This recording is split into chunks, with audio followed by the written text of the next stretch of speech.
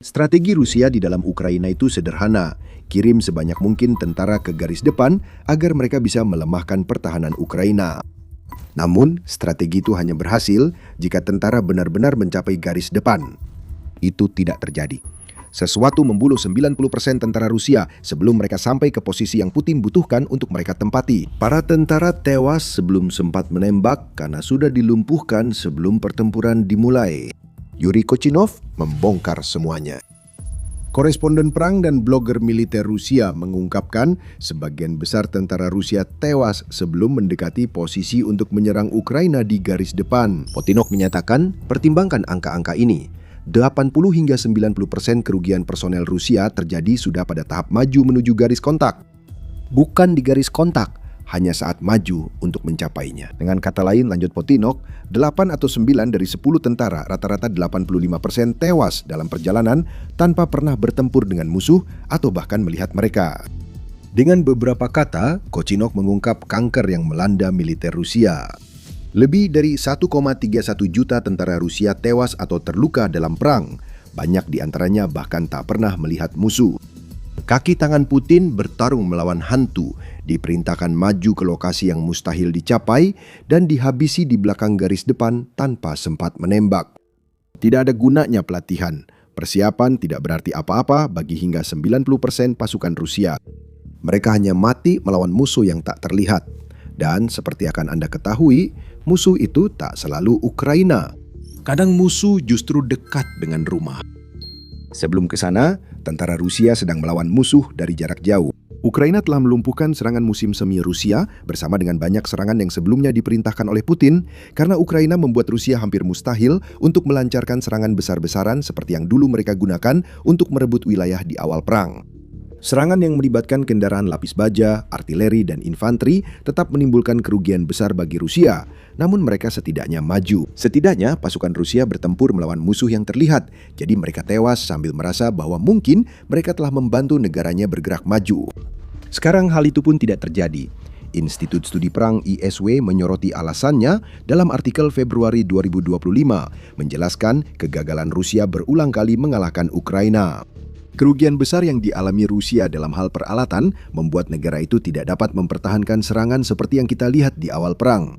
Analis ISW Christina Harwood sudah memprediksi Rusia tak akan mampu melanjutkan perang melawan Ukraina kecuali melakukan mobilisasi untuk mendapatkan lebih banyak personel. Mobilisasi belum terjadi, namun tampaknya semakin mungkin karena strategi Ukraina menewaskan hingga 90% tentara Rusia sebelum mencapai garis depan. Strategi itu dibuat berdasarkan satu fakta jelas. Ukraina terus beradaptasi, sementara Rusia hanya bisa mengorbankan lebih banyak prajurit ke pertahanan yang semakin sulit mereka jangkau. Perang kini telah berubah dan melampaui perhitungan Rusia. Tahun 2022 dan 2023, serangan masih dapat dilakukan dengan banyak kendaraan lapis baja. Banyak kendaraan lapis baja hancur, namun Rusia tetap maju karena jumlahnya cukup. Tahun 2024, kendaraan lapis baja digantikan kendaraan lebih lincah seperti sepeda motor. Dengan begitu, Rusia tetap bisa maju. Pada 2025, sepeda motor makin tidak efektif. Namun Rusia terus mengorbankan tentaranya menyusup lewat hutan dalam kelompok kecil. Pada saat itu, seorang tentara Rusia sangat beruntung jika bisa mencapai target mereka. Pada tahun 2026, sebagian besar dari mereka tidak berhasil. Alasan utamanya dapat dirangkum dalam dua kata yang menggambarkan capaian Ukraina selama 4 tahun perang. Zona pembantaian. Seiring Ukraina meningkatkan teknologi drone-nya, zona pembantaian yang sebelumnya sudah membentang bermil-mil di luar garis depan, kini menjadi semakin dalam dan lebih efektif. LRT membawa kami masuk ke dalam zona pembantaian itu dalam sebuah laporan pada 17 Maret, menjelaskan bahwa karena zona-zona inilah, kini bahkan tidak ada lagi garis depan yang jelas bagi tentara Rusia untuk dicapai di sebagian besar wilayah Ukraina. LRT menjelaskan, zona pembantaian ditentukan oleh jangkauan drone. Pada awal perang, ketika Rusia membuat kemajuan terbaiknya, drone FPV hanya bisa terbang sekitar 5 hingga 7 km atau 3,1 hingga 4,3 mil. Zona pembantaian masih berbahaya, tapi tentara Rusia menempuh jarak yang jauh lebih pendek untuk melintasinya. Dan dengan hampir tidak ada ancaman terhadap daerah belakang pasukan Rusia, pasukan Putin masih mampu maju. Lalu, sesuatu pun berubah. Drone Ukraina kini lebih kuat dan berjangkauan lebih jauh. Dulu zona maut beberapa mil. Kini wilayah luas Ukraina berubah jadi tanah tak bertuan akibat kehadiran drone terus-menerus. Jangkauan drone FPV kini diperluas, membuat area dalam radius 15 km atau sekitar 9,3 mil dari garis depan menjadi perangkap mematikan bagi tentara Rusia. Situasi tentara Rusia makin memburuk. Di akhir 2025 hingga 2026, Ukraina juga menambah drone jarak menengah ke persenjataannya. Drone Ukraina kini bisa menyerang wilayah Rusia lebih jauh dari sebelumnya. Di beberapa wilayah, drone Ukraina menciptakan kekacauan hingga lebih dari 144 km atau sekitar 90 mil di belakang garis depan. Rusia kini menghadapi masalah berlapis. Pasukan yang dikirim ke garis depan dihantam drone FPV. Di belakang, tentara Rusia tewas di camp dan konvoi pasukan. Ukraina juga menghancurkan pusat komando dan kontrol serta rantai pasokan logistik Rusia. Semua ini karena mereka telah mengembangkan drone yang bisa terbang lebih jauh dan menghantam lebih keras daripada sebelumnya dalam perang ini. Ditambah lagi, ada pengawasan terus-menerus dari udara. Zona pembunuhan Ukraina yang begitu luas mungkin membuat Anda berpikir akan ada banyak titik buta yang bisa dimanfaatkan oleh tentara Putin. Beberapa titik buta memang tak terhindarkan, tapi Ukraina meminimalkannya dengan mengerahkan gelombang drone pengintai bergantian untuk mengawasi semua aktivitas di bawah. Drone bermata elang ini terbang sangat tinggi hingga tentara Rusia tak bisa melihatnya. Jika ada tanda pergerakan, baik dari tentara atau peralatan, rekaman langsung dikirim ke operator drone Ukraina di belakang garis depan. Mereka menggunakan senjata yang diperlukan untuk melenyapkan ancaman, sementara drone pengintai tetap mengawasi. Ukraina memperburuk situasi Rusia dengan melancarkan serangan balasan cerdik saat pasukan Putin lengah. Kami telah melaporkan pencapaian luar biasa Ukraina dalam serangan balasan Februari terhadap Rusia.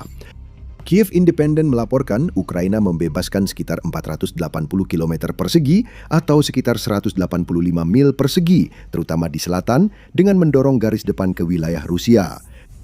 Namun yang juga mengesankan dan jarang diberitakan adalah serangan Ukraina ke pasukan Rusia yang berkubu di posisi yang dianggap aman oleh pasukan Putin. Contohnya, tentara yang bersembunyi di hutan Serebryansky, Ukraina Timur, Desember lalu. Tentara Rusia berada sekitar 6 mil di selatan Crimea dan lebih dari 5 mil di timur garis depan. Mereka tidak menyangka ada ancaman dari Ukraina. Mereka bahkan mengira tidak berada di zona pembantaian, atau setidaknya begitu yang mereka kira. Dalam sebuah serangan mengesankan yang menggabungkan infanteri, pasukan khusus, dan sejumlah besar drone, Ukraina benar-benar menghancurkan posisi Rusia yang berjarak bermil-mil dari garis depan. Jumlah total kerugian Rusia diperkirakan mencapai 2.000 tentara. Serangan balasan Ukraina menunjukkan pasukan Rusia tak pernah aman. Sebagian besar kerusakan dan alasan utama mengapa 90% tentara Rusia tewas sebelum mencapai garis depan memang karena Ukraina. Namun, ada faktor lain yang juga berperan di sini. Musuh terdekat pasukan Putin sebenarnya adalah Rusia sendiri. Dan militer serta strategi negara itu sendiri telah memainkan peran mereka dalam kesulitan yang dihadapi para tentara saat ini. Sebelum kita membahas lebih dalam tentang hal itu, ini adalah pengingat singkat bahwa Anda sedang menonton The Military Show. Anda belum berlangganan, sekarang adalah waktu yang tepat untuk menekan tombolnya. Mari kita bicara tentang strategi. Rusia telah mencoba melakukan penyesuaian kecil dalam serangannya, seperti yang kita lihat sebelumnya dalam peralihan dari serangan mekanis ke sepeda motor lalu ke infanteri. Penyesuaian ini bukanlah penyesuaian yang baik. Setiap penyesuaian membuat Rusia semakin lemah dari sebelumnya, tetapi tetap saja itu adalah penyesuaian. Namun semuanya menunjukkan bahwa Putin dan para komandan yang tidak cakap memerintahkan para tentara Rusia yang malang untuk terus maju. Bagaimanapun caranya dan berapapun biayanya, para tentara harus terus maju. Mereka diperlakukan seperti sumber daya yang bisa dikorbankan, dan hal itu sama besarnya dengan apa yang dilakukan Ukraina menjadi alasan utama mengapa begitu banyak yang tewas di zona pembantaian. Rusia kini memulai serangan musim semi yang ditargetkan merebut Donetsk. Rusia hanya mampu mendorong pasukannya ke zona pembantaian Ukraina yang semakin luas. Data bulan pertama serangan musim semi sudah menjelaskan segalanya. Pada bulan Maret, Rusia mengalami rekor 35.351 korban. Sekarang pikirkan, apa arti angka ini dalam konteks pengungkapan Kotinok? Dari 35.351 korban tewas dan terluka itu, hingga 31.815 tidak pernah melihat garis depan. Mereka tewas sebelum pernah mencapai garis tersebut. Itu membuat Rusia hanya memiliki 3.536 tentara yang tewas saat benar-benar menyerang Ukraina. Ini adalah bunuh diri secara strategis. Pendekatan Putin yang mengandalkan jumlah personel Rusia untuk perang atrisi melawan Ukraina hanya efektif jika personel benar-benar tiba di garis depan dalam jumlah besar. Itu tidak terjadi, dan kegagalan Rusia menemukan strategi menghadapi zona pembantaian Ukraina adalah alasannya. Ketidakmampuan strategis Rusia justru memperkuat keberhasilan zona pembantaian Ukraina, sementara tindakan Rusia lainnya bahkan mengejutkan tentaranya sendiri. Ketika para tentara itu tidak dipaksa melakukan perjalanan maut menuju garis depan yang bahkan tidak akan pernah mereka lihat, mereka tewas dengan cara lain. Bunuh diri dan eksekusi makin sering terjadi jauh di belakang garis pertahanan Rusia, dan keduanya mengurangi personel yang dibutuhkan Putin agar serangan berkelanjutan tetap efektif. Kisah tentang tentara Rusia yang bunuh diri semakin sering terdengar, dan terkadang bunuh diri itu juga membuat orang lain ikut tewas. Pada Oktober 2025, Moscow Times melaporkan tentang seorang anggota militer Rusia yang menembak rekan sesama tentaranya sebelum mengarahkan senjata ke dirinya sendiri dan menarik pelatuknya. Peristiwa ini terjadi di wilayah Moskow dan menunjukkan keputusasaan akibat kebrutalan militer Rusia pada mereka yang diperintahkan berperang.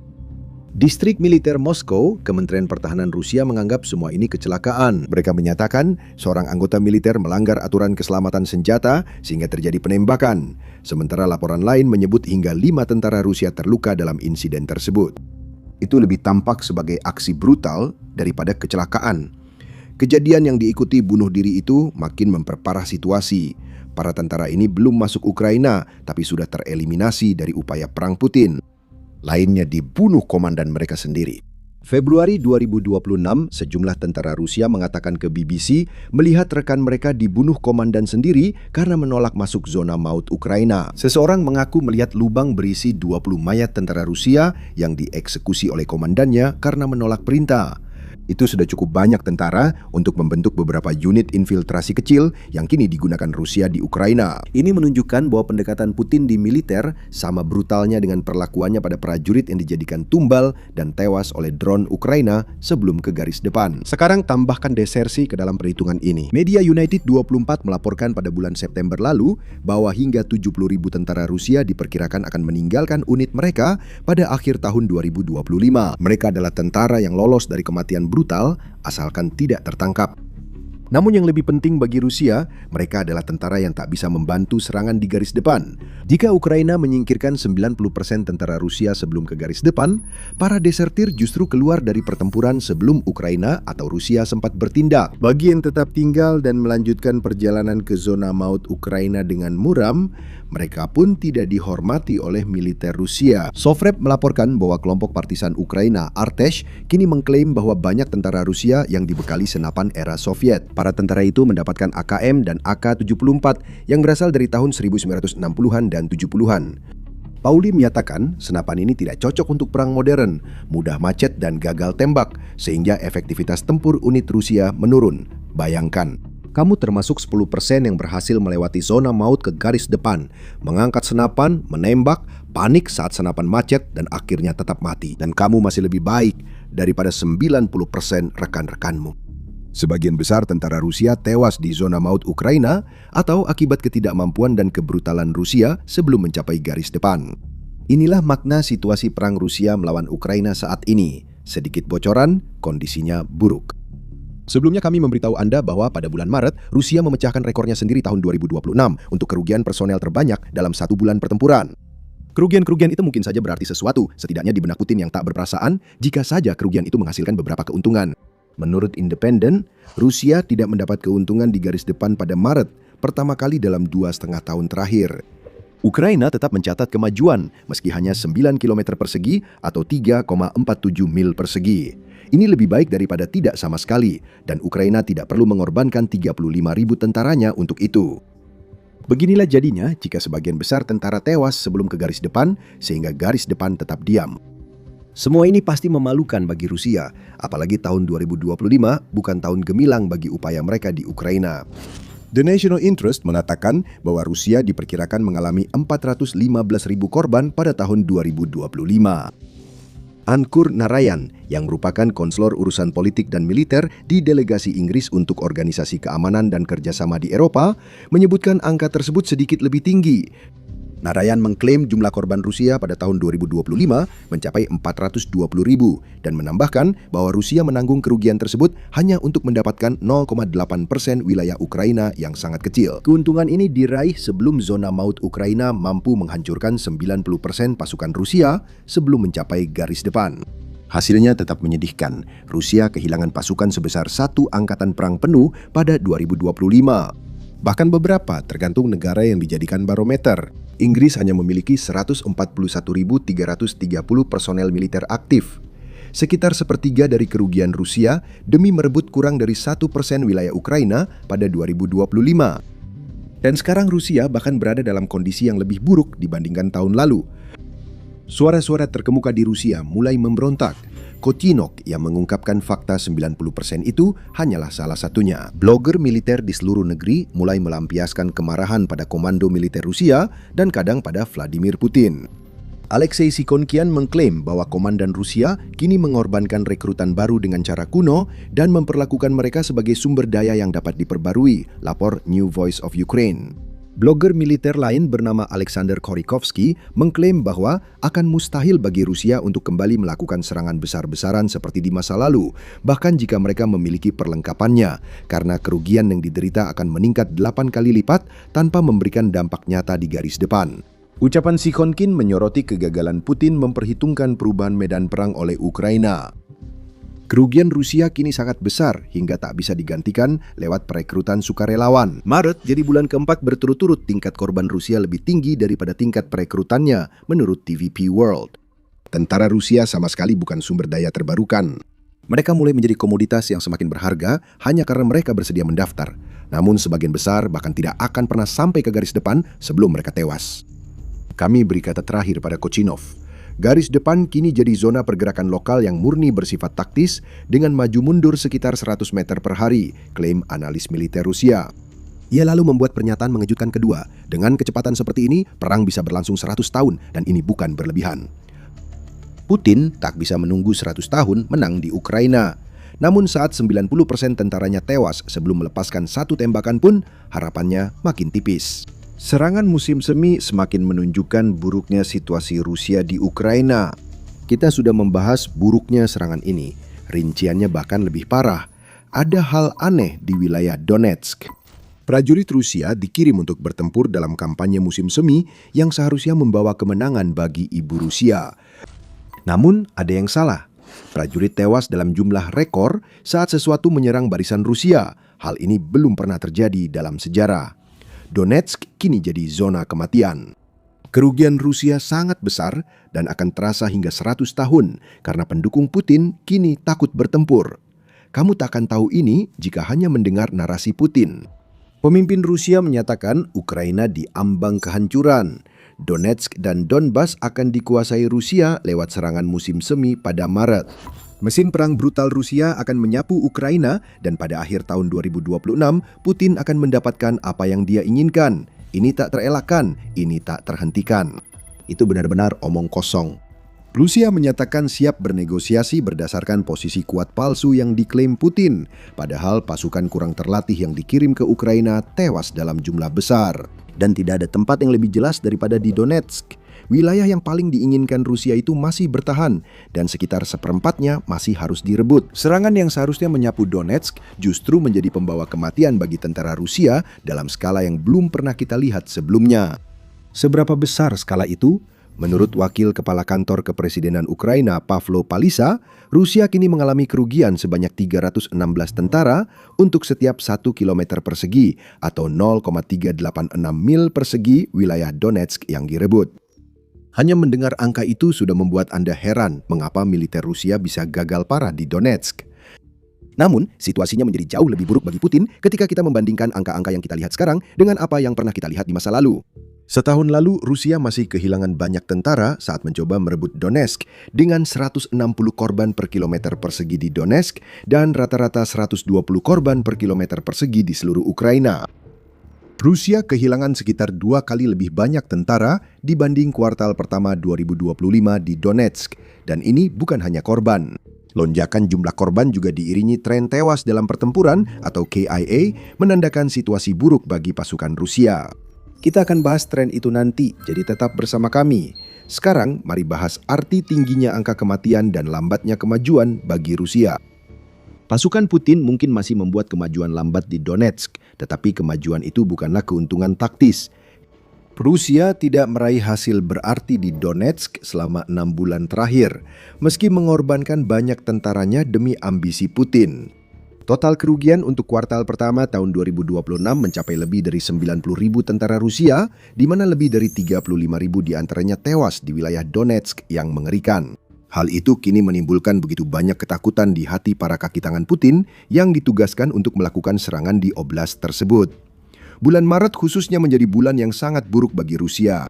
The Guardian melaporkan, Maret jadi bulan pertama Rusia hampir tak memperoleh perolehan wilayah di seluruh garis depan. Bulan itu, Rusia hanya merebut 23 km persegi atau sekitar 8,9 mil persegi wilayah Ukraina.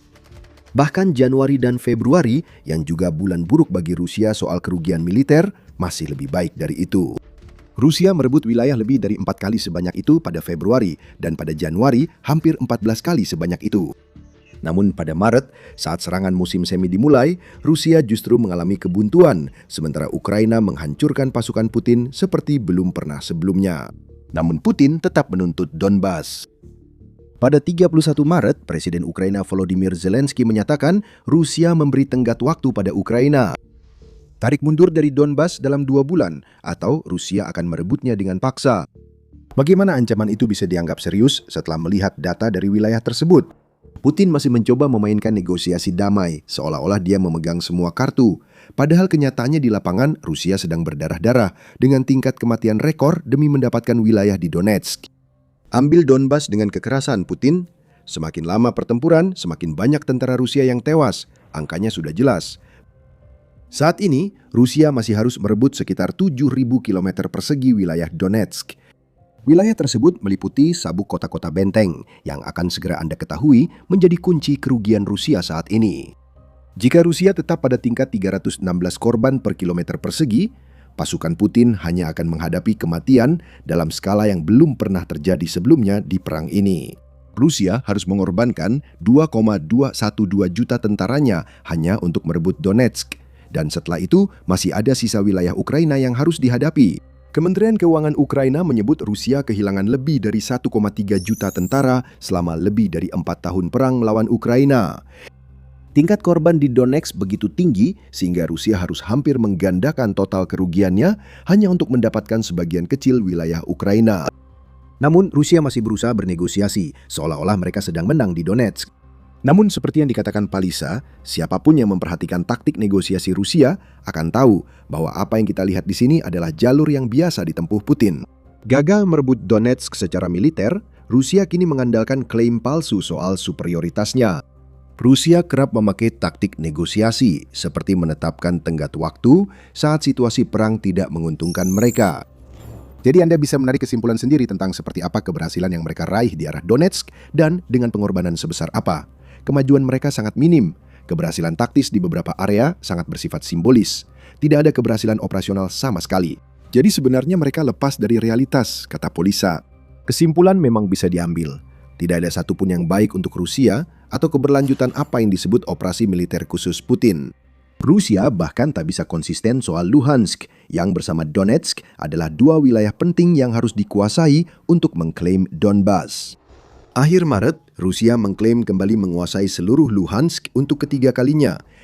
Seolah-olah Kremlin percaya bahwa dengan mengulang-ulang klaimnya, hal itu akan membuat klaim tersebut terlihat lebih meyakinkan. Sekarang situasi di Luhansk jauh dari kata baik. Rusia menguasai 99,84% oblast tersebut. Namun, pemukiman Novoyeharievka dan Nadia masih bertahan menurut Ukraina. Artinya, Rusia bahkan gagal mengklaim wilayah yang seharusnya sudah mereka kuasai sejak lama. Ini menunjukkan keputusasaan. Klaim palsu dibuat untuk mendukung narasi dominasi, namun terbantahkan saat melihat besar kerugian Rusia dibandingkan sedikit keuntungan di Donbas. Semua masalah ini cukup besar sehingga Kremlin harus memperhatikannya. Namun, ada masalah lebih besar yang membuat situasi Rusia di Donetsk makin buruk. Masalah ini sendiri sudah mengubah segalanya. Ngomong-ngomong, jika Anda ingin lebih banyak wawasan seperti ini, pastikan Anda sudah berlangganan The Military Show. Kami membahasnya setiap hari. Sekarang, apa masalah di balik semua persoalan Rusia di Donetsk? Pamit. Analis Andrew Perpetua mengungkapkannya dalam unggahan pada 8 April. Dia menyoroti Rusia harus khawatir di Donetsk bukan hanya soal banyaknya korban, tapi juga minimnya perolehan wilayah. Jumlah tentara Rusia yang tewas kini lebih tinggi dari sebelumnya. Setelah menganalisis sekitar 300 video per hari dari lebih dari 2.000 sumber di media sosial, Perpetua menemukan bahwa pada Maret 2026, Rusia mengalami tingkat kematian per hari tertinggi keempat yang pernah kita lihat sejauh ini dalam perang Ukraina. Tapi tunggu dulu, kami baru saja memberitahu Anda bahwa tingkatnya lebih tinggi dari sebelumnya. Dan itu terjadi selama periode 4 bulan 3 bulan yang berada di atas Maret 2026 adalah Desember 2025, Januari 2026, dan Februari 2026. 4 bulan berturut-turut tingkat KIA melebihi batas normal.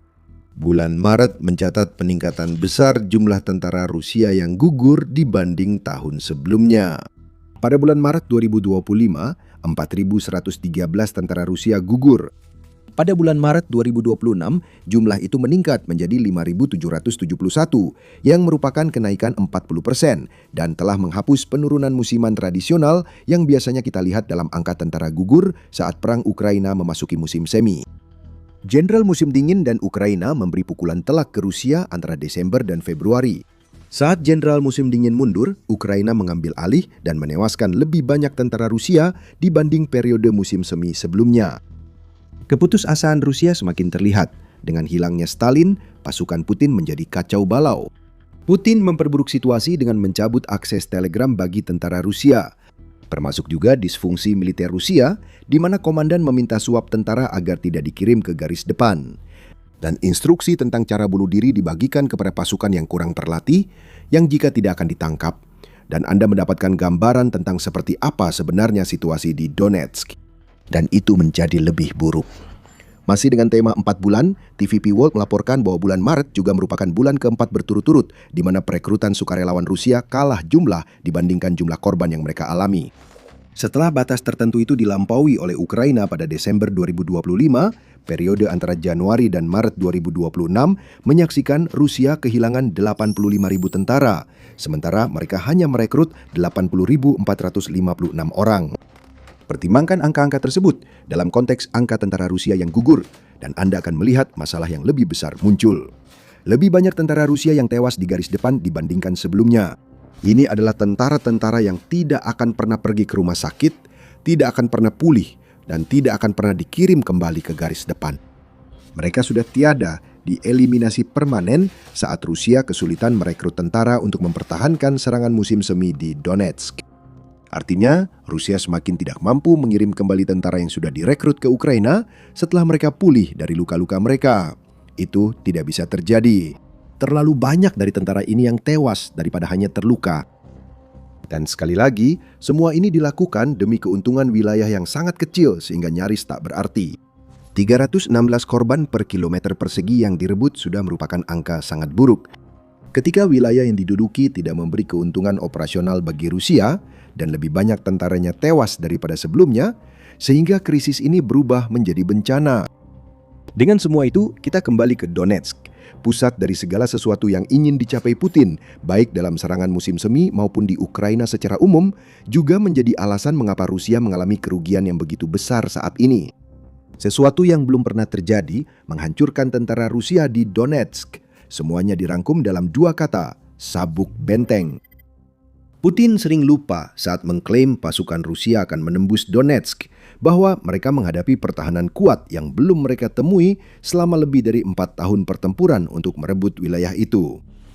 Sabuk itu terdiri dari 4 kota besar, yang masing-masing telah diperkuat secara besar-besaran, sebagian karena waktu yang diberikan kepada Ukraina oleh lambatnya pergerakan Rusia di Donetsk. Sloviansk, Druskivka, Kramatorsk, dan Konstantinivka berada di jalur Rusia dan membentuk busur pelindung yang menghalangi Rusia mencapai garis administratif Donetsk, yang memungkinkan Putin mengklaim kemenangan di wilayah itu. Dari 4 kota itu, Rusia baru mendekati Konstantinivka dan belum berhasil masuk ke sana. 3 kota lain di sabuk benteng itu masih dalam jangkauan drone dan artileri Rusia, namun pasukan Putin belum cukup dekat untuk melakukan serangan efektif ke kota-kota tersebut. Bahkan di Konstantinivka, kelompok infiltrasi Rusia hancur lebur oleh pertahanan Ukraina. Media United 24 mencatat serangan pertama ofensif musim semi Rusia menunjukkan betapa sulitnya bagi Rusia untuk merebut keempat kota ini karena Putin kehilangan lebih dari 5.000 tentara dan banyak kendaraan lapis baja serta perlengkapan hanya dalam beberapa hari. Tren itu belum mereda. Militer Rusia terus menerjang sabuk benteng dan selalu dipukul mundur setiap saat. Sekarang pikirkan tentang ini. Sepanjang perangnya dengan Rusia, Ukraina telah menunjukkan kemampuan luar biasa untuk mempertahankan pemukiman yang paling strategis dalam waktu yang lama. Di Donetsk, pemukiman kecil Chazivyar masih bertahan setelah lebih dari 23 bulan serangan Rusia. Kota Pokrovsk bertahan selama waktu yang kurang lebih sama, hingga Center for European Policy Analysis menyebutnya sebagai kota tempat Putin patah gigi. Di Kharkiv, Ukraina tidak hanya mempertahankan Kupiansk dari serangan Rusia, tetapi juga merebut kembali hampir seluruh wilayah itu dan menewaskan ribuan tentara Rusia. Rusia membutuhkan waktu bertahun-tahun dan mengalami banyak kegagalan untuk mencapai kemajuan di kota-kota dan pemukiman ini. Semua itu karena Ukraina telah melakukan pertahanan yang sangat kuat. Kemudian ada sabuk benteng. 4 kota yang lebih besar daripada kota-kota yang baru saja kita sebut siap menghancurkan pasukan Putin seperti belum pernah terjadi. Pasukan Rusia telah menghabiskan waktu bertahun-tahun di dalam wajan raksasa dan sekarang mereka diperintahkan untuk melompat ke dalam api yang begitu panas hingga membakar mereka dalam sekejap. Itulah makna sabuk benteng bagi Rusia, mesin pembunuh yang berperan besar dalam banyaknya korban jiwa, lambatnya kemajuan, dan tingginya KIA Rusia. Rusia bahkan baru sedikit menyentuh sabuk benteng itu. Seburuk apapun keadaan Putin sekarang, situasi di Donetsk akan jauh lebih buruk. Ukraina tentu saja sudah merencanakan semua ini. Kekacauan di antara pasukan Rusia adalah salah satu dari banyak alasan mengapa sabuk benteng itu terbukti sangat efektif. Kekacauan itu tak hanya tentang pemadaman Starlink dan Telegram.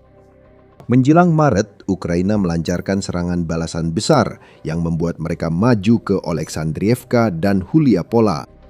Wilayah ini penting bagi Ukraina untuk melindungi kota Zaporizhia yang juga menjadi tugas Putin pada 2026. Namun, kemajuan Ukraina di Donetsk tetap berdampak pada Rusia. Putin harus merebut kembali wilayah yang hilang dari Rusia dalam beberapa bulan terakhir. Dia membutuhkan tenaga manusia yang tidak bisa dipenuhi dari perekrutan yang gagal menggantikan prajurit yang terus berkurang di pihak Rusia. Jadi Putin harus menarik pasukan dari serangan Donetsk ke arah serangan balasan Ukraina. Hal itu membuat serangan di Donetsk menjadi lebih lemah dari seharusnya, terutama karena kita tahu bahwa Rusia mengirim beberapa pasukan elitnya ke Oleksandriivka dan Huliapola. Pasukan terbaik dan terpandai Rusia tidak bertempur di Donetsk. Mereka tewas di tempat lain, sementara pasukan yang tersisa di Donetsk hanya menjadi umpan meriam dan sedang dihancurkan.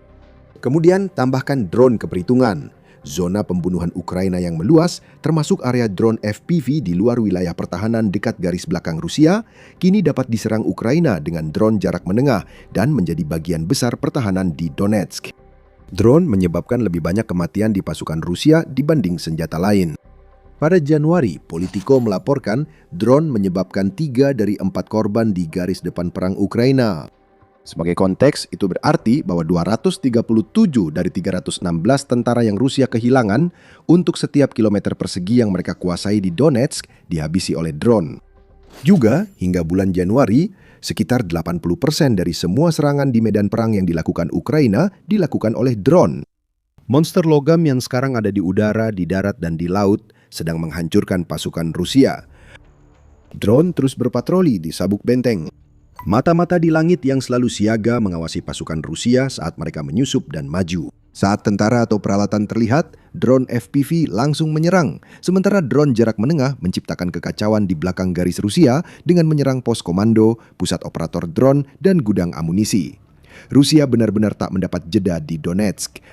Dan yang sekarang kita lihat adalah runtuhnya mitos yang selama ini coba dipertahankan oleh Putin sejak ia melancarkan invasinya. Mitos itu sudah ada sebelum invasi. Rusia dianggap sangat kuat dan bisa menaklukkan Ukraina dalam hitungan hari. Namun, mitos itu segera terbantahkan. Semua mitos lain juga runtuh di bawah pertahanan Ukraina. Mitos terbaru menyebut Donetsk hampir jatuh, sehingga Rusia cukup yakin menuntut Ukraina menarik pasukan dari Donbas pada akhir Mei. Pembahasan dalam video ini menunjukkan alasan mitos itu terbongkar. Kemenangan Rusia di Donetsk belum bisa dipastikan. Putin kehilangan lebih banyak tentara daripada sebelumnya, dan dia mengalami kerugian itu hanya untuk wilayah yang sangat sedikit. Ancaman mobilisasi juga membayangi Rusia. Putin tidak ingin melakukan mobilisasi. Dia tahu mobilisasi akan memicu reaksi keras, sebab rakyat Rusia akan bertanya mengapa kemenangan yang katanya mudah butuh lebih dari 4 tahun dan kini memanggil cadangan yang enggan bertempur. Palisa sendiri mengatakan bahwa Rusia telah diam-diam melakukan mobilisasi selama beberapa waktu. Namun, untuk mobilisasi konvensional, Rusia kekurangan satu hal penting agar gagasan itu berhasil. Menurut saya, yang terpenting adalah adanya gagasan yang dapat mempersatukan masyarakat dan membenarkan tindakan tersebut, ujar Palisa. Gagasan itu tidak ada di Rusia. Tidak ada persatuan. Penduduk kehilangan lebih dari yang dibayangkan demi memenuhi keinginan orang gila yang ingin mengamankan warisannya sebelum wafat. Donetsk kini jadi duri dalam daging bagi Putin. Jika dia tak berubah, kegagalannya merebut wilayah itu akan jadi warisannya, bahkan setelah Putin wafat.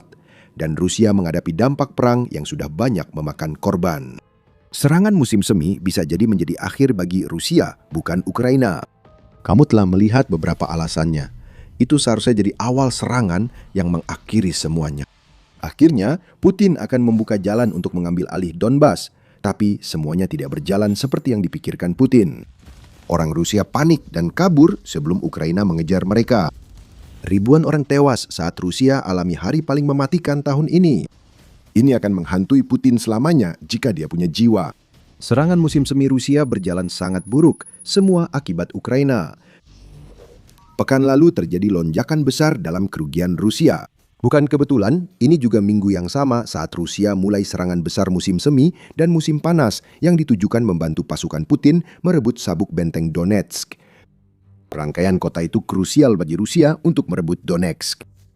Di utara terdapat Sloviansk dan Kramatorsk yang menurut Institut Studi Perang atau ISW berfungsi sebagai sepasang pusat logistik utama bagi pasukan Ukraina yang bertempur di Donetsk. Di selatan terdapat Konstantinievka, Druskivka, dan Olekievo-Druskivka. Kota-kota ini bersama membentuk pertahanan kuat yang telah Ukraina bangun lebih dari 1 dekade. Putin harus merebut kota-kota ini untuk menguasai Donetsk. Musim semi tahun 2026 seharusnya menjadi titik awalnya. Lonjakan besar bentrokan di sepanjang garis ini telah dilaporkan oleh Panglima Militer Ukraina, Alexander Siersky, yang menggunakan Telegram untuk menjelaskan apa yang terjadi selama 4 hari mulai 17 Maret. Selama 4 hari minggu ini, dari 17 hingga 20 Maret 2026, intensitas aksi ofensif musuh meningkat, jelas Siersky, sebelum menambahkan musuh mencoba menembus formasi pertahanan pasukan kami di beberapa arah strategis sekaligus. Pertempuran sengit terjadi di sepanjang seluruh garis pertempuran. Secara total, musuh melakukan 619 aksi penyerangan selama 4 hari ini. Dengan 619 serangan dalam 4 hari, lebih dari 150 per hari, Anda mungkin mengira Rusia sudah membuat terobosan besar. Namun, itu tidak terjadi. Rusia gagal memenuhi sebagian besar, bahkan semua, tujuan operasional yang ditetapkan Putin bagi tentaranya. Yang memperburuk keadaan bagi Rusia, semua yang terjadi pada pasukan Putin sama sekali tak pernah diantisipasi Presiden Rusia itu. Putin ingin serangan musim semi dimulai dengan gemilang. Yang dia dapatkan justru hari paling mematikan bagi Rusia dalam perang Ukraina di tahun 2026. Bahkan bisa dibilang ini adalah minggu paling mematikan bagi Rusia sepanjang tahun ini. Kita akan bahas itu sebentar lagi. Hari paling menyakitkan bagi Putin adalah 17 Maret, yang tampaknya jadi peluncuran resmi serangan musim semi. Pada hari itu, Telegraph melaporkan Ukraina menewaskan atau melukai 1.710 pasukan Rusia. Rusia juga kehilangan banyak peralatan dengan 29 sistem artilerinya hancur berkeping-keping bersama dengan 230 kendaraan dan tangki bahan bakarnya. Upaya serangan di arah Zaporizhia juga berhasil digagalkan, jelas Telegraph. Pasukan sistem tak berawak Ukraina menjalani hari yang sangat sukses. 900 tentara tewas atau terluka berhasil dilumpuhkan oleh drone Ukraina. Angka-angka ini menjadi semakin mengesankan ketika Anda menyadari bahwa jumlah tersebut hampir 2 kali lipat dari rata-rata kerugian harian yang telah kita lihat di Ukraina selama beberapa minggu terakhir. Seperti yang dicatat oleh Independen, Rusia kehilangan rata-rata antara 700 hingga 900 tentara per hari hingga 17 Maret. Lalu jumlahnya melonjak menjadi lebih dari 1.700. Hal ini, lebih dari apapun, merupakan indikator bahwa serangan musim semi Rusia telah dimulai.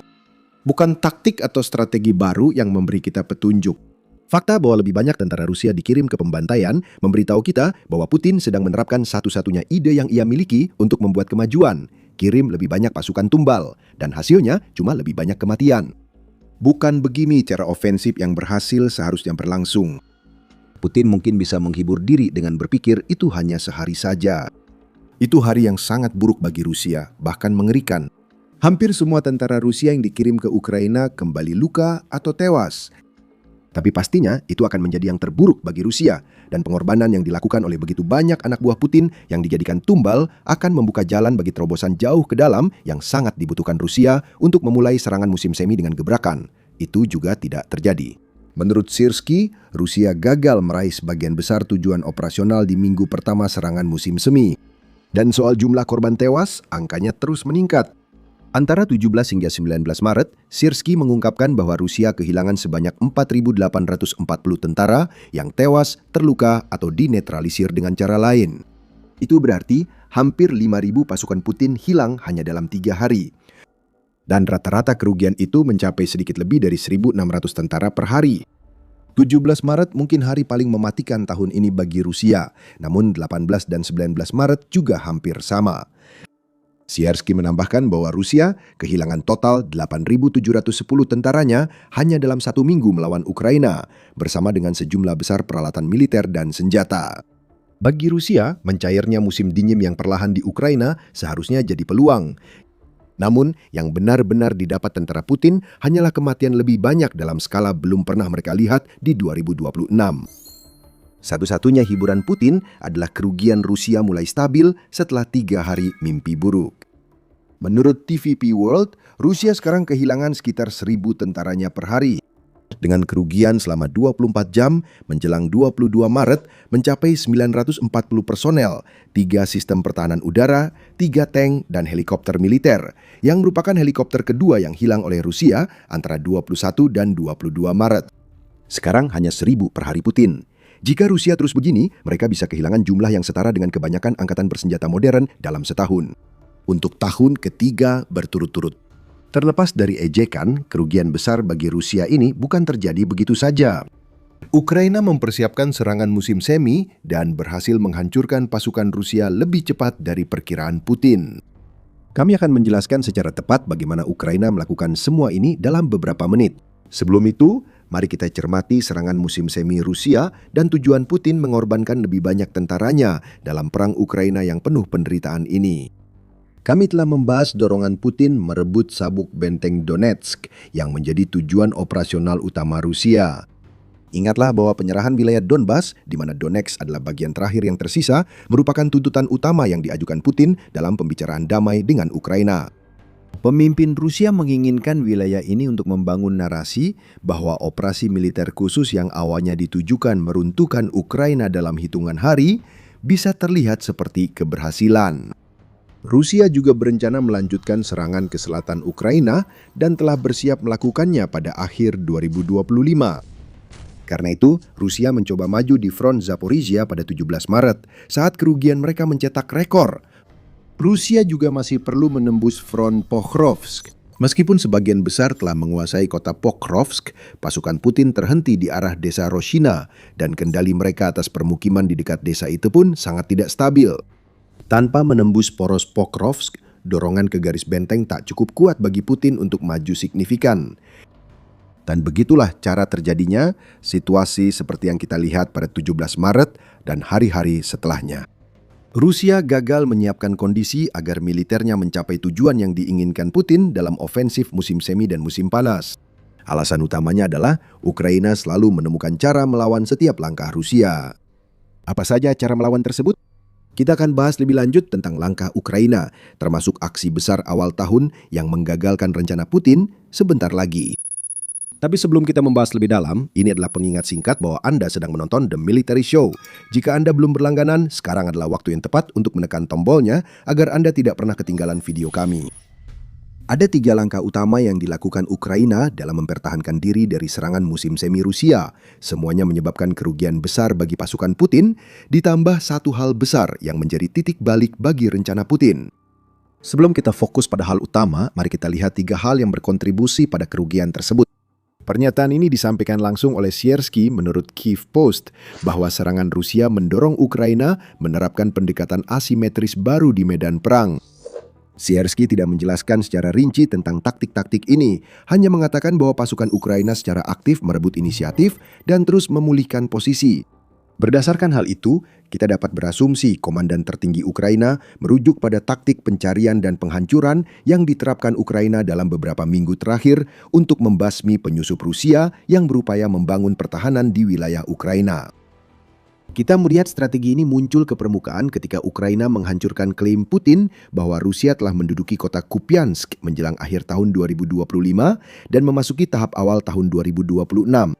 Ukraina menanggapi klaim tersebut dengan menyoroti betapa salahnya klaim itu, dan Ukraina menggunakan unit pencarian dan penghancuran untuk melakukannya. Unit-unit kecil ini dirancang khusus untuk melawan strategi infiltrasi Rusia yang melibatkan penyusupan sejumlah kecil tentara ke posisi Ukraina dan membuat mereka bersembunyi sambil menunggu bala bantuan. Taktik ini sempat berhasil karena membuat Ukraina bingung di belakang garis pertempuran. Namun Ukraina melawan dengan taktik yang sama lewat regu pencari dan penghancur. Mereka melawan unit-unit kecil Rusia dengan regu kecil sendiri, bekerja sama dengan operator drone untuk menemukan penyusup Rusia. Setelah ditemukan, para penyusup itu diisolasi dan dieliminasi, sehingga klaim kendali Rusia atas wilayah Ukraina yang rapuh pun runtuh menjadi debu. Kelompok pencari dan penghancur ini diduga berperan penting dalam upaya Ukraina menggagalkan serangan musim semi sebelum dimulai. Tetap bersama kami sampai akhir video dan kami akan menjelaskan lebih lanjut. Ukraina menemukan strategi efektif lewat unit pencari dan penghancur. Namun itu bukan satu-satunya senjata yang membuat Rusia menderita kerugian besar sejak 17 Maret. Strategi serangan jarak jauh Ukraina berperan penting saat negara ini meningkatkan serangan ke Rusia, baik di wilayah Rusia maupun wilayah pendudukan sepanjang 2026. Kita melihat contoh sempurna dari peningkatan ini pada tanggal 9 Maret ketika Ukraina meluncurkan rekor 754 drone-nya ke posisi Rusia dalam satu hari. Militanyi melaporkan Kementerian Pertahanan Rusia telah menghancurkan 621 drone itu. Namun itu tetap berarti bahwa lebih dari 100 drone pasti telah menemukan target mereka di wilayah yang mencakup Crimea yang diduduki dan oblas perbatasan Bryansk serta Belgorod hingga cukup jauh ke dalam Rusia mendekati Moskow. Ketika Anda mendengar angka-angka seperti ini, terdengar seolah-olah sebanding dengan skala serangan drone Rusia terhadap kota-kota dan infrastruktur Ukraina. Itu karena memang sebanding. Ukraina kini telah menyamai Rusia dalam serangan jauh ke dalam wilayah lawan berkat peningkatan strategi drone jarak jauhnya. Forbes menyebut serangan jarak jauh Ukraina kini menembus lebih dalam dari sebelumnya. Hadirnya hibrida rudal drone Flamingo membuat Ukraina mampu menyerang target jauh di dalam Rusia dengan kekuatan tembak besar. Seperti yang terjadi pada 20 Februari ketika Ukraina mengirimkan Flamingo ke arah pabrik rudal Rusia di Votkinsk yang berjarak 1.400 km atau hampir 870 mil dari perbatasan Ukraina dengan Rusia. Apa kaitan semua ini dengan kegagalan serangan musim semi Rusia dan kerugian besar mereka? Semua kembali pada tujuan kampanye serangan jarak jauh Ukraina. Setiap serangan yang diluncurkan Ukraina terhadap wilayah Rusia di daerah pendudukan Ukraina memiliki satu tujuan utama, yaitu melemahkan mesin perang Rusia. Kasus Votkinsk, penghancuran pabrik rudal membuat Rusia kehilangan proyektil untuk menyerang Ukraina. Hal itu, pada gilirannya, berarti Rusia tak bisa lagi menyerang banyak sasaran jauh di wilayah Ukraina, yang juga berarti Ukraina bisa lebih memfokuskan upayanya untuk menghadapi serangan garis depan Rusia. Kita sering melihat ini dengan strategi serangan jarak jauh. Contohnya, Ukraina menghancurkan pertahanan udara di wilayah pendudukan sehingga dapat menyerang pusat komando, pasukan, dan logistik yang melemahkan Rusia di garis depan serta membuat pasukan mereka rentan saat menyerang. Ukraina melemahkan Rusia dari dalam, kini dampaknya terlihat pada serangan musim semi Putin. Masih soal drone, kita masuk ke poin ketiga, yakni Ukraina telah meluncurkan banyak drone FPV. Di seluruh wilayahnya, menciptakan zona maut luas yang harus dilewati pasukan Rusia. Sebelumnya kami memberitahu Anda bahwa 900 dari lebih dari 1.700 korban yang dialami Rusia pada 17 Maret terjadi akibat serangan oleh pasukan sistem tak berawak Ukraina. Penggunaan masif drone FPV jadi alasan utama jumlahnya sangat tinggi. Ukraina mampu memproduksi hingga 10 juta drone per tahun sejak musim panas 2025. Dan meskipun belum mencapai angka tersebut, karena dibutuhkan lebih banyak investasi untuk mencapainya, hal ini menunjukkan bahwa produksi drone FPV dilakukan dalam skala yang sangat besar, sehingga para penebar maut udara Ukraina telah menjadi senjata utama yang dikhawatirkan pasukan Rusia setiap kali mereka mencoba melakukan serangan. Ukraina kini punya banyak drone FPV, bahkan jumlahnya melebihi operator di militer. Itu bukan masalah besar, karena Ukraina sudah terbukti mahir melatih operator. Pasokan drone siap, Rusia akan makin terdampak dan mengalami masalah pada tentaranya di musim semi dan musim panas saat operator dilatih. Drone FPV Ukraina juga mencatat beberapa keberhasilan besar selain sekedar menewaskan tentara perorangan. Pada 20 Maret, Euromaidan Press melaporkan bahwa sebuah drone FPV berhasil menjatuhkan salah satu helikopter Ka-52 milik Rusia. Ukraina melanjutkan serangan dengan mengirim lebih banyak drone FPV untuk menyerang kru helikopter hingga berhasil dieliminasi. Inilah yang harus dihadapi pasukan Putin di seluruh garis depan. Puluhan ribu drone FPV dan drone pengintai terus-menerus berputar di atas kepala di setiap wilayah di mana Rusia ingin maju. Begitu seorang tentara atau peralatan terlihat, drone langsung turun dan menghancurkan. Dengan menggabungkan drone FPV dan drone serangan jarak menengah untuk menyerang wilayah dekat Rusia, Ukraina menciptakan zona pembunuhan yang membentang hampir 100 mil.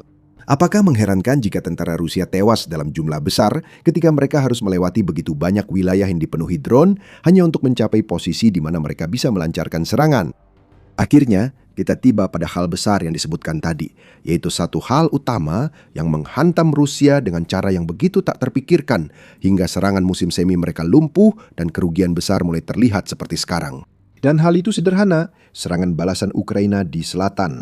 Sejak awal Februari, Ukraina menyerang posisi Rusia di selatan dan tenggara, menghancurkan kelompok infiltrasi dengan taktik pencarian dan penghancuran yang telah dibahas sebelumnya.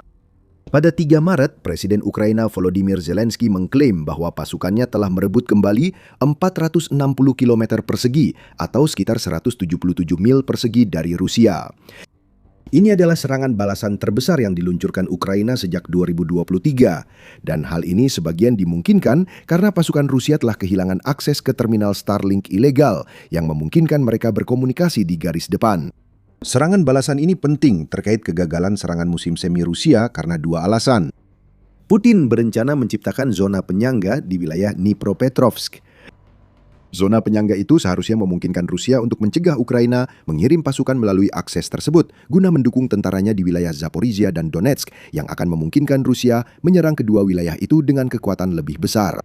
Rencana itu untuk sementara sudah selesai. Ukraina sekarang memiliki zona penyangga yang dimaksud, yang berarti mereka juga dapat memberikan dukungan pasukan dan logistik ke wilayah lain di Ukraina yang membutuhkannya. Serangan Rusia yang bergerak menuju Zaporizhia sangat terdampak oleh hancurnya zona penyangga ini. Ukraina mempersulit rencana tersebut dan membuat Rusia terpojok, sehingga muncul masalah kedua yang telah kita singgung. Masalah itu adalah Rusia terpaksa melemahkan dirinya sendiri untuk melancarkan serangan balasan terhadap serangan balik Ukraina. Cadangan yang semula untuk Donetsk dan Zaporizhia malah harus bergerak lebih jauh ke selatan. ISW melaporkan pada 19 Maret bahwa serangan balasan membuat Rusia terjebak karena mereka tak lagi mampu menyerang penuh kota Zaporizhia dan merebut Orokhiv di Zaporizhia Barat. Rusia tidak punya cadangan yang dibutuhkan karena sudah habis akibat serangan balasan Ukraina. Alih-alih membiarkan Rusia membuat zona penyangga, Ukraina melancarkan serangan balasan dari dua arah, memutus pasukan Rusia yang menurut Putin sudah aman dan menggagalkan rencana serangan musim semi Putin. Itulah sebabnya kita melihat begitu banyak tentara Rusia yang dieliminasi sekarang. Fondasi untuk serangan yang dibangun Rusia menjelang akhir tahun 2025 kini telah runtuh. Dan ditambah dengan hilangnya Starlink, para komandan Rusia berada dalam mode panik. Sekarang mereka hanya bisa memerintahkan pasukan yang lemah menyerang Ukraina. Pilihan lain berarti melawan perintah Putin untuk terus maju dengan segala cara. Dan para komandan Rusia tentu saja tidak akan berani mengatakan tidak kepada Kremlin. Jadi inilah yang kita lihat selama seminggu terakhir, jumlah korban tewas yang memecahkan rekor untuk tahun 2026 pada tanggal 17 Maret. Dalam seminggu, Rusia kehilangan lebih dari 8.000 tentara dalam serangan musim semi yang gagal. Ini membuka jalan bagi apa yang akan terjadi dalam beberapa bulan ke depan. Serangan Rusia tahun 2026 akan menjadi lebih tidak berhasil dibandingkan serangan musim panas tahun 2025 yang hampir tidak mencapai satu pun tujuan operasionalnya. Sesuatu baru saja hancur di dalam tentara Putin. Banyak prajurit membelot setelah harus bertugas dalam militer yang kondisinya kini terburuk sepanjang sejarah.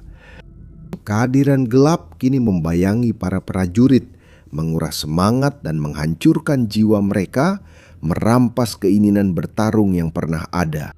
Dan situasinya akan menjadi jauh lebih buruk karena Ukraina sedang bersiap untuk memperparah keadaan dengan mengubah medan perang menjadi neraka. Semua ini terjadi saat Rusia semakin putus asa. Inilah hal paling mengejutkan. Bukan Ukraina yang menghancurkan militer Rusia, melainkan Rusia sendiri. Kami akan membawa Anda ke Chazivyar yang dilanda pertempuran. Terletak di Donetsk, Chazivyar sangat strategis karena posisinya yang lebih tinggi. Dengan ketinggian itu, mereka bisa menembak artileri ke sekitar, mengawasi medan perang lebih baik, dan meningkatkan kendali drone FPV. Rusia sangat menginginkan Chazivyar. Mereka sangat menginginkan kota itu, sampai-sampai mereka mengklaim secara palsu telah merebutnya, yang hanya bisa dilihat sebagai upaya untuk meningkatkan moral para tentara yang telah dikirim menuju kematian saat mencoba merebut Chazivyar. Namun, Chazivyar masih sebagian besar dikuasai Ukraina, sementara tentara Rusia di sana justru menciptakan kekacauan di pasukan mereka sendiri karena lelah dengan ancaman yang terus mengintai. Itu bukan drone Ukraina, meski mereka tetap jadi faktor. Itu adalah hal mendasar yang telah dirampas dari para tentara, padahal mereka butuhkan untuk bertahan hidup, apalagi berperang. Kita semua tahu apa itu, dan kita semua membutuhkannya untuk hidup. Itu adalah makanan dan air. Rusia juga tidak memberi keduanya untuk tentara yang ditugaskan merebut kota yang dianggap sangat penting dalam perang ini. Dalam laporan tanggal 16 Februari Ukraina hari ini, menyoroti komentar yang dibuat oleh petugas pers dari Brigade Mekanis Terpisah Raja Daniel ke-24, Konstantin Melnikov. Dia mengatakan bahwa meskipun Rusia masih memiliki tujuan yang sama seperti biasanya dalam hal menembus pertahanan Ukraina di Chazivyar, mereka mencoba mencapai tujuan itu sambil membiarkan tentaranya sendiri berada di bawah awan gelap yang mengerikan. Komando menolak mengirim drone berisi perbekalan, amunisi, atau air. Akibatnya, orang-orang bersembunyi berminggu-minggu bahkan lebih lama tanpa makanan atau air. Inilah strategi baru Rusia yang justru menewaskan pasukan Putin. Idenya adalah mengirim unit infiltrasi kecil, biasanya 2 atau 3 tentara, ke belakang garis depan untuk membangun posisi di area belakang Ukraina. Para tentara itu tidak bertugas bertempur. Selain penyergapan sesekali, mereka hanya bersembunyi dan menunggu bala bantuan berupa lebih banyak tentara atau kendaraan lapis baja untuk memperbesar celah di pertahanan Ukraina. Ini telah menjadi strategi yang cukup efektif untuk memungkinkan Rusia membuat klaim palsu tentang perebutan wilayah demi tujuan propaganda. Namun, ini juga merupakan strategi yang mengandalkan para penyusup untuk bersembunyi selama berhari-hari atau bahkan berminggu-minggu. Dan agar itu berhasil, para tentara itu mungkin hanya membutuhkan kebutuhan pokok yang dibutuhkan semua manusia untuk tetap hidup, bahkan ketika drone tidak terus-menerus berdengung di atas kepala mereka. Rusia menolak memberi kebutuhan pokok pada tentaranya, dan hal ini berdampak seperti dijelaskan Melnikov. Ada kalanya mereka menyerah karena tidak tahan. Kadang pasukan kita menangkap musuh saat serangan balasan. Brigade ke-24 saja telah menangkap 8 tentara Rusia yang kelaparan dalam minggu menjelang 16 Februari, selain menewaskan 60 dan melukai 40 lainnya, menurut laporan Ukraine Today. Kini, musuh terbesar tentara Rusia bukan Ukraina, melainkan ketidakpedulian total dari negara mereka sendiri. Bagi yang memperhatikan, baik di Ukraina maupun Rusia, kurangnya kepedulian Putin terhadap orang-orang yang ia andalkan untuk tujuan perangnya seharusnya tidak mengejutkan. Kurangnya kepedulian kini berbalik menyerang pemimpin Rusia, seperti yang akan Anda lihat jika terus menonton. Namun, hal ini bukan hal baru bagi Rusia. Kekurangan makanan, air, dan persediaan sudah menjadi ciri khas, bukan kesalahan. Beberapa minggu sebelum laporan Ukraine Today, Direktorat Intelijen Utama Ukraina, HUR, merilis rekaman audio di YouTube yang menampilkan tentara Rusia menjelaskan kondisi yang ia alami akibat perlakuan negaranya sendiri. Tentara itu berkata seragamnya kini menggantung di tubuhnya seperti di gantungan baju. Kenapa? Karena kekurangan gizi. Kami tidak makan dan minum. Kalau berdiri menyamping, Anda tak akan melihat saya, keluh tentara itu, menandakan pasokan makanan ke unitnya sudah terhenti. Inilah militer Rusia di abad ke-21. Tapi yang luar biasa, belum tentu tentara itu akan mendapatkan kehidupan yang lebih baik jika pulang ke rumah. Menurut laporan Medusa November lalu, 1 dari 9 warga Rusia tidak mendapat air minum bersih. Meski Rusia punya salah satu cadangan air tawar terbesar di dunia, Bahkan program senilai 2,5 miliar dolar yang dirancang untuk memaksimalkan potensi cadangan itu pun tidak membantu. Rusia mungkin harus mengeluarkan lebih banyak dana untuk rakyatnya, namun Putin justru memilih membiayai invasi yang gagal. Rusia bahkan tak peduli menyediakan air layak bagi 1/9 penduduknya. Sebagai konteks, populasi Rusia sekitar 143,5 juta orang, yang berarti sekitar 16 juta warganya tidak memiliki air minum bersih.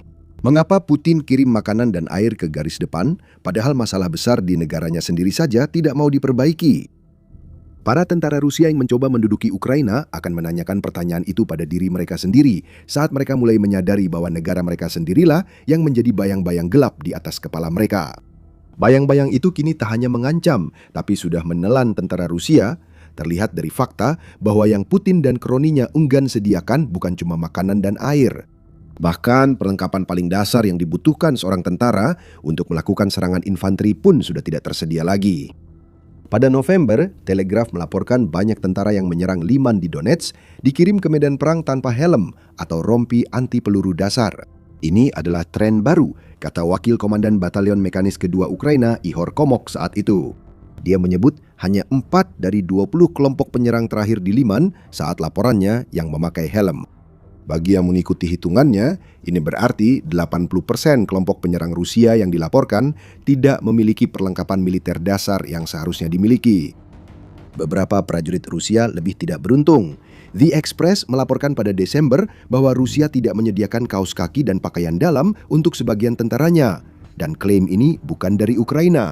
Pernyataan itu dibuat oleh seorang blogger militer Rusia bernama Yuri Podolyaka yang mengklaim, "Satu hal yang membuat saya heran sekarang adalah, dan saya benar-benar tidak tahu bagaimana, tapi setelah 3,5 tahun perang, apakah kita benar-benar tidak bisa menyediakan kaos kaki dan celana dalam secara terpusat untuk tentara kita?" Ingat, Podolyaka sebenarnya adalah aset Kremlin. Seorang pria kelahiran Ukraina kini jadi bagian penting perang disinformasi Rusia terhadap negaranya.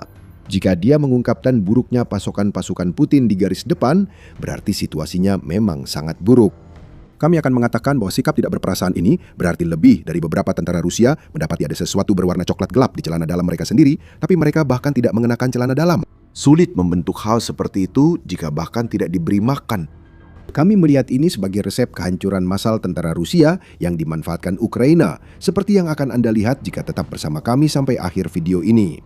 Ini juga merupakan resep bagi penyerahan diri sejumlah besar tentara, seperti yang diisyaratkan oleh Melnikov dengan komentarnya tentang apa yang terjadi di Chasiv-Yar. 8 tawanan yang ditangkap Ukraina dalam seminggu terakhir menambah rekor tentara Rusia yang menyerah, karena bendera putih kini jadi satu-satunya perlengkapan mereka. Seperti yang dilaporkan media United 44 pada akhir tahun 2025, lebih dari 10.000 tentara Rusia telah ditawan oleh Ukraina sejak Putin melancarkan invasinya. Angka dari Markas Koordinasi Ukraina untuk penanganan tawanan perang itu tidak mengungkapkan semuanya. Kelompok yang sama menyebut 2025 sebagai tahun penyerahan diri tertinggi selama perang ini.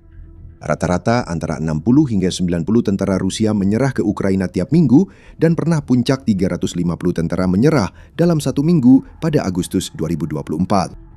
Sejak Juni 2023, Ukraina telah menangkap lebih banyak tentara Rusia dibanding Rusia menangkap tentara Ukraina, dan tren ini sulit dibalik Kremlin. Alasannya adalah Kremlin dan kehadirannya yang kelam memberikan banyak alasan bagi para pembelot Rusia untuk membiarkan diri mereka ditangkap. Banyak dari tentara ini sebenarnya adalah orang-orang yang memang tidak ingin bertempur, tetapi tergiur oleh kontrak dengan bayaran besar.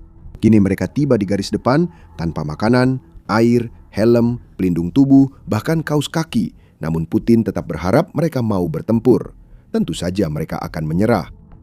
Dan daripada memperbaiki masalah-masalah yang membuat militer Rusia saat ini menjadi memalukan, yang tampaknya mau dilakukan Rusia hanyalah menghukum para tentara yang ingin menyerah yang berhasil mereka tangkap. Media United 24 melaporkan bahwa beberapa tentara yang mencoba menyerah kepada Brigade ke-24 di Chasiv-Yar ditembak mati.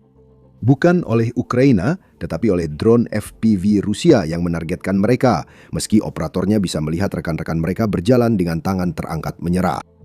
Ini kekacauan, tentara Rusia saling menghancurkan akibat tuntutan terus-menerus Putin. Seperti yang akan Anda ketahui, penghancuran brutal terhadap rakyatnya sendiri akibat gabungan mematikan antara kekurangan pasokan dan hasratnya untuk hidup dalam dunia fantasi bahwa Rusia itu maha kuasa, membawa Putin ke jalan penuh keputusasaan. Sebelum membahas lebih jauh, Anda menonton The Military Show. Belum berlangganan, sekarang waktu yang tepat. Jadi keputusasaan Putin seperti apa sekarang?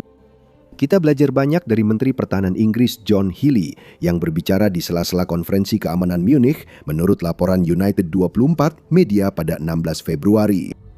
Healey mengklaim bahwa Rusia begitu putus asa untuk mendatangkan pasukan bagi tentaranya yang sedang melemah sehingga mereka mulai mencari ke tempat-tempat yang semakin jauh untuk mendapatkannya. Mereka harus melakukannya. Berita tetap sampai ke dalam negeri meski Putin berusaha menghentikannya dan kisah tentara di garis depan soal kegagalan Rusia memenuhi kebutuhan mereka berdampak pada perekrutan. Rusia kini kehilangan lebih banyak tentara daripada yang bisa mereka mobilisasi. Pada bulan Januari, Rusia merekrut 9.000 tentara, lebih sedikit daripada yang hilang dalam pertempuran melawan Ukraina yang merupakan bukti tambahan bahwa Putin memiliki masalah besar di dalam negeri dalam hal mencari orang yang bisa dia suap, tipu, atau bujuk untuk berperang demi dirinya. Sebenarnya, semua ini tidak mengejutkan berdasarkan apa yang telah kita pelajari. Jika Anda mengirim tentara kelaparan dan kehausan tanpa helm atau kaos kaki ke medan perang, mereka akan kedinginan, tidak efektif, dan mudah jadi target drone Ukraina. Ketergantungan pada tentara asing sekarang begitu besar, kata Healey, sehingga setidaknya 17.000 tentara dari Korea Utara kini bertempur untuk Rusia di dalam Ukraina. Tentara-tentara ini, seperti banyak tentara asing Rusia lain, sering direkrut dengan dalih palsu dan dipaksa tanpa sadar bahwa mereka akan dilempar ke penggiling daging Rusia di garis depan Ukraina, klaim Healey di Munich. Bloomberg juga melaporkan konferensi tersebut mencatat Menteri Pertahanan Ukraina Mikhailo Fedorov menyebut perekrutan Rusia sangat buruk, sehingga bukan hanya pada Januari negara itu gagal memenuhi target. Selama 2 bulan sebelumnya, Ukraina menghancurkan lebih banyak tentara daripada yang direkrut Rusia. Bukan hanya tentara Korea Utara yang coba diperdaya Rusia untuk tewas di Ukraina. Ribuan orang berdatangan dari tempat-tempat seperti Pakistan, India, Nigeria, Senegal, dan Kuba, lapor Bloomberg. Banyak yang juga mengalami kebohongan dan penipuan, seperti kontingen Korea Utara milik Rusia. Kremlin membuat janji, kemungkinan terkait visa kerja dan potensi kewarganegaraan, agar mereka bisa mendapatkan apa yang disebut sebagai tentara. Padahal sebenarnya mereka hanyalah orang-orang yang pergi ke Rusia dengan harapan bisa membangun kehidupan baru untuk diri mereka sendiri. Putin justru mengumpulkan mereka dan mengirimnya ke Ukraina untuk mati bersama tentara Rusia asli yang jumlahnya makin berkurang. Baik CNN maupun France 24 telah melaporkan fenomena pejuang asing ini. CNN sebenarnya sudah lebih dulu melaporkan hal ini. Mereka menerbitkan sebuah artikel pada bulan November lalu yang mengungkap bahwa Rusia menggunakan penipuan dan suap untuk merekrut orang-orang dari luar negeri agar bertempur di Ukraina. Jumlah yang mereka laporkan sebenarnya kecil karena hanya ada bukti 200 orang asing dari 37 negara yang bertempur. Namun bukti tersebut berasal dari penangkapan yang dilakukan oleh Ukraina. Jadi tidak berlebihan jika dikatakan bahwa ada ribuan, bahkan puluhan ribu non-Rusia yang bertempur dalam perang Rusia yang sebenarnya sudah tidak diinginkan lagi oleh rakyat Rusia. Penyebutan 37 negara menunjukkan negara-negara yang disebut sebelumnya hanya sebagian kecil saja. Kenya, Nepal, Tajikistan, dan banyak negara lain tanpa sadar telah menyuplai tumbal bagi mesin perang Putin.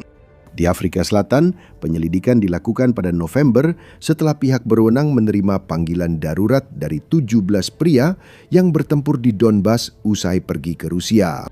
France 24 menambahkan semua ini mencatat bahwa kelompok tentara bayaran Wagner yang terkenal telah memainkan peran besar dalam memaksa para pejuang asing ini ke Ukraina. Media melaporkan ada bukti hampir 1.500 orang dari 35 negara, banyak dari Afrika tempat Wagner beroperasi, dikirim ke Ukraina. Lebih dari 300 dari para pejuang asing ini sudah tewas. Jumlah sebenarnya dalam kedua laporan itu kemungkinan jauh lebih tinggi karena Rusia bahkan membuat agen perjalanan palsu yang digunakannya sebagai bagian dari skema penipuan untuk membawa pejuang asing ke Ukraina. Kami sebut pejuang, maksudnya umpan meriam. Jika ingin bicara kekacauan di garis depan, seperti inilah. Bayangkan mimpi buruk yang dialami tentara asing yang tak tahu apa-apa. Sudah ketakutan setelah dikirim ke Ukraina, mereka akhirnya dipimpin oleh komandan yang memerintahkan mereka menuju kematian, dan rekan-rekan yang bahkan tidak bisa mereka ajak berkomunikasi.